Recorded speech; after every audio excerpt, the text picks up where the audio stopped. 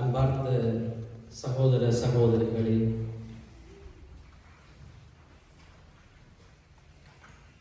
அமரர் ஆன்மேரி லூமினா அவர்களுடைய இறுதி இரங்கல் திருப்பலியிலே கலந்து கொண்டு அவருக்காக ஜெபித்து அவருக்கு பிரியாவிடை கொடுப்பதற்காக இன்றைய நாளிலே ஒரு சமூகமாக ஒரு உறவு கூட்டமாக கூடி வந்திருக்கிறோம். மனிதர்களாக பிறந்த ஒவ்வொருவருக்கும் இறப்பு என்பது ஒரு நாள் நிச்சயம். ஆனால் ஏன் ஒருவர் 90 வயதிலே இறக்க வேண்டும், ஏன் இன்னொருவர் 67 வயதிலே இறக்க வேண்டும், ஏன் மற்றும் ஒருவர் இளமை பருவத்திலே 20 வயதிலே இறக்க வேண்டும் என்பதற்கு எமக்கு என்றும் பதிலில்லை. ஒரு நாள் நாம் ஒவ்வொருவரும் இறப்போம் என்பது தெரியும். ஏன் நாம் இந்த வயதிலே இறக்க வேண்டும், இப்போது இறக்க வேண்டும், இவ்வாறு இறக்க வேண்டும், இந்த நோயினால் இறக்க வேண்டும் என்பதற்கு மனிதர்களுக்கு இன்னும் பதில் கிடையாது. இறந்து போன அன்னை ஆன்மேரி லூமினா அவர்களுடைய வாழ்வும் இதைத்தான் எமக்கு சொல்லி நிற்கின்றது. ஏன் இந்த தாய் 67 வயதிலே இறக்க வேண்டும், இன்னும் வாழ்வதற்கு வயதும் காலமும் இருக்கிற போது ஏன் இந்த தாய் இப்போது எம்மை விட்டு பிரிய வேண்டும் என்பது எம் உள்ளத்திலே எழுகிற ஒரு பெரிய கேள்வி. விடை காண முடியாத கேள்வியாக, துயரமாக, அங்கலாய்ப்பாக நாம் இந்த நாட்களிலே பல நேரங்களிலே குடும்பங்களிலே கதைத்துக் கொண்டிருக்கிறோம். ஆகவேதான் அவருடைய கணவரிடம் நான் கேட்டேன், விமலனாவிடம், உங்கள் மனைவியை பற்றி எனக்கு ஒரு வார்த்தை சொல்லுங்கள் என்று சொன்னபோது அவர் சொன்னார், ஒரு அன்பான மனைவி, 17 வருடங்கள் நாங்கள் காதலித்தோம் ஊரிலே. அதற்கு அவர் பிரமாணிக்கமாக இருந்தால் நான் இங்கே அவளை 94ஆம் ஆண்டு கூப்பிட்டு 95ஆம் ஆண்டு நாங்கள் கல்யாணம் கட்டுவோம். 31 வருடங்கள் குடும்ப வாழ்வு. ஆண்டவர் ஒரு மகனை பரிசாக கொடுத்தார்.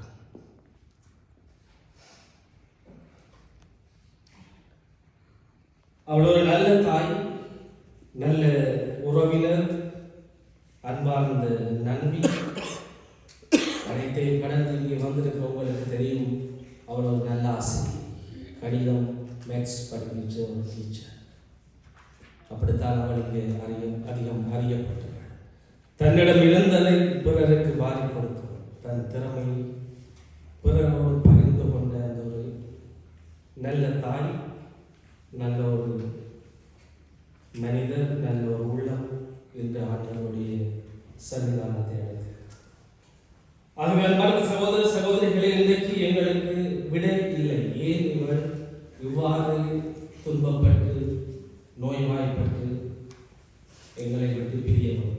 வாழ்விலே பல சோதனைகளையும் துன்பங்களையும் தனது வாழ்விலே கண்ட அந்த தாய் இது ஏன் இன்று இவள இந்த வயதிலே எங்களை விட்டு பிரிய வேண்டும் என்பது இன்னும் கேள்வியாகவே இருக்கிறது. இவ்வாறு ஒரு நல்ல வாழ்வு, பிறருக்காக தியாகத்துடனும் பிரமாணிக்கத்துடனும் அன்புடனும் வாழ்ந்த வாழ்வு என்னை விட்டு கடந்திருக்கிறது. அந்த நினைவுகளும் அந்த உறவுகளும் என் மனதிலே என்றுமே இருக்கும். அவள் என்னை விட்டு பிரிந்தார்.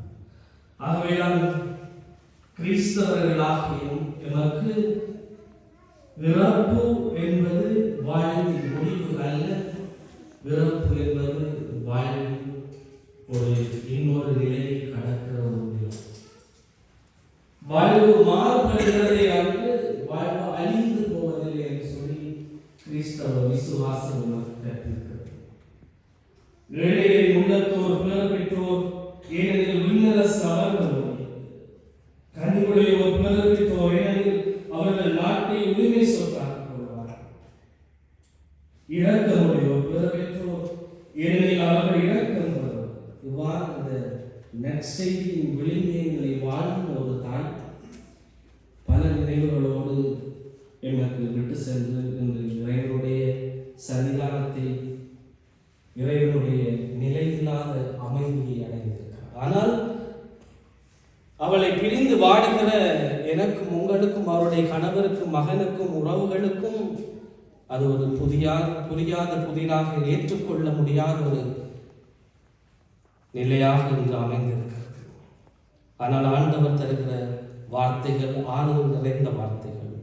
உங்களை நான் தேற்றுவேன், உங்களுக்கு நான் உங்களுடைய கண்ணீர்களை நான் துடைப்பேன், உங்களுக்கு நான் ஆறுதலும் பலமும் தருவேன் என்று ஆண்டவர் சொல்கிறார். அதைத்தான் நான் அன்றைய நாளிலே விமல் அண்ணனோட கதை சொல்லி வார்த்தைகளுக்கு பயனில்லை, இந்த நேரத்தில் ஏன் அவள் இவ்வாறு இறக்க வேண்டும் என்று சொல்லி நாம் கதைத்து பிரயோசனம் இல்லை.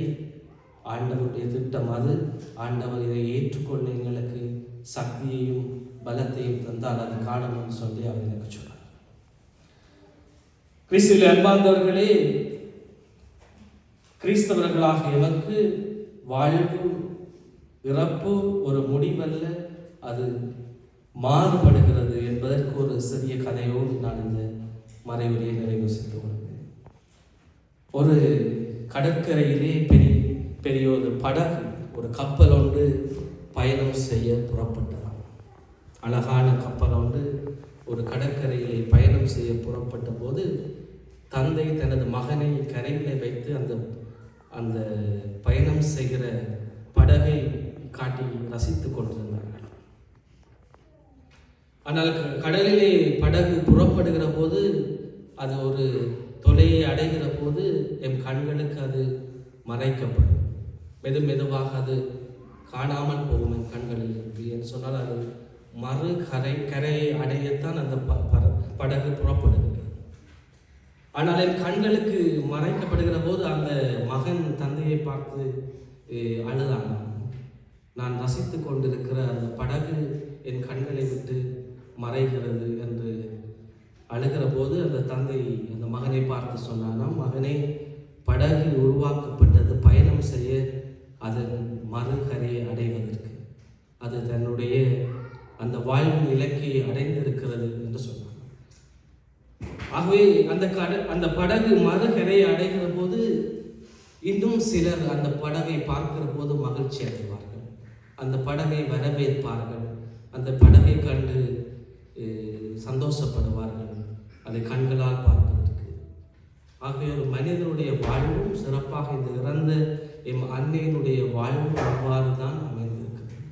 அவள் என் கண்களுக்கு தெரிந்த ஒரு படகாக 67 வருடங்கள் இந்த உலகத்திலே வாழ்ந்து எம் கண்களை விட்டு மறைந்ததால் அவள் வாழவில்லை என்பது அர்த்தமில்லை. மறுகரையில் அவள் சேர்ந்திருக்கிறாள், மறுகரையிலே அவள் வரவேற்கப்பட்டிருக்கிறாள். மறுகரையிலே இருக்கிற உறவுகளும், இறந்து போன அவருடைய பெற்றோர்களும் உறவுகளும் அவரை இன்று வரவேற்று சந்தோஷமாக இருக்கிறார்கள். இந்த வாழ்வின் நிலையாமையை, இந்த வாழ்வின் யதார்த்தத்தை புரிந்து கொள்ள, வாழ்வில் இந்த துன்பங்களுக்கு இந்த யதார்த்தத்தினூடாக விடைகிற நாம் அழைக்கப்படுகிறோம். ஆகவே இந்த நம்பிக்கையோடு நாம் என் வாழ்வை தொடர்வோம். தாய் மறுகரையை அடைந்திருக்கிறாள், சந்தோஷமாக இறைவனுடைய சன்னிதானத்தை அடைந்திருக்கிறாள், நிம்மதியாக துன்பங்கள் என்று, நோய் நொடிகள் என்று உறவுகளோடு அங்கு வாழ்கிறார். ஆகவே நானும் நீங்களும் ஒரு நாள் அங்கு போய் சேரும் வரை ஒருவரை தேற்றுக்கொள்வோம், ஒருவருக்காக மன்றாடுவோம், ஒருவருக்காக உடனிருப்போம்.